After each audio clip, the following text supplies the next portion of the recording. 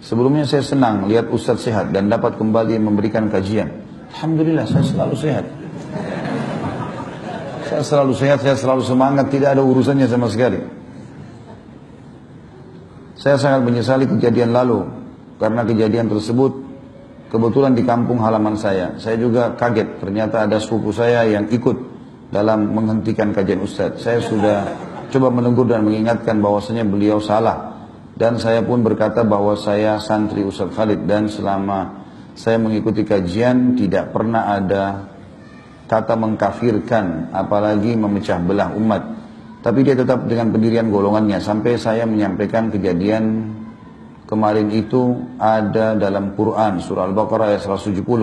Tapi dia tetap memperlihatkan kebencian pada ulama sunnah. Lalu sikap apa yang harus saya lakukan?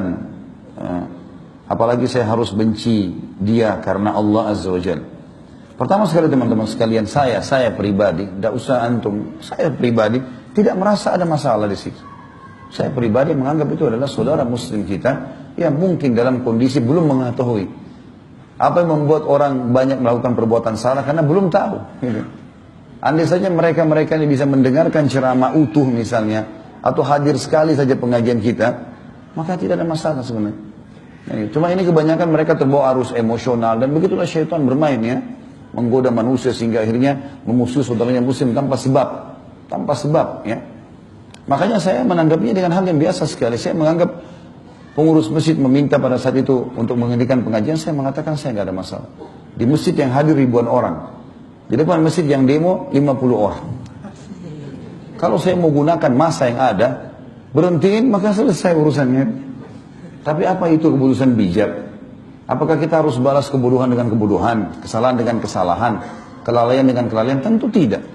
Itu adalah saudara-saudara kita muslim. Saya bilang tadi, selama orang mengucapkan syahadat, dia punya nilai di diri kita. Nggak boleh sama sekali kita salah dalam melangkah di situ.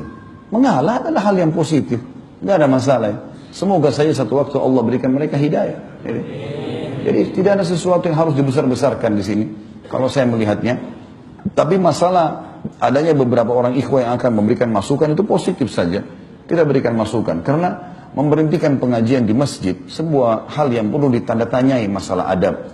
Sementara teman-teman ini juga menjaga gereja pada saat Natalan, mereka menjaga para tokoh-tokoh Syiah kalau datang. Dan alasannya karena saya pernah membahas ini dan itu. Tokoh-tokoh Syiah mencaci maki Aisyah, mengatakan Quran kurang, mengkafirkan sahabat. Nah, itu bukan hujjah, bukan alasan. Makanya saya melihat ini hanya sekedar karena ketidaktahuan saja.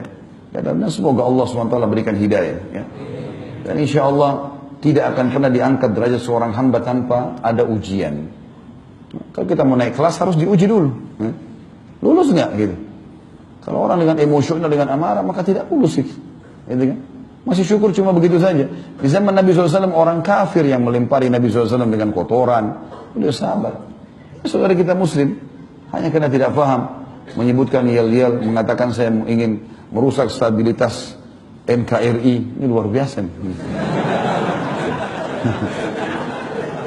Padahal selama ini kita yang selalu menenangkan masyarakat untuk tidak melakukan hal-hal yang merusak itu semua, gitu kan? Tapi nggak apa-apa lah, semoga Allah berikan hidayah insya Allah.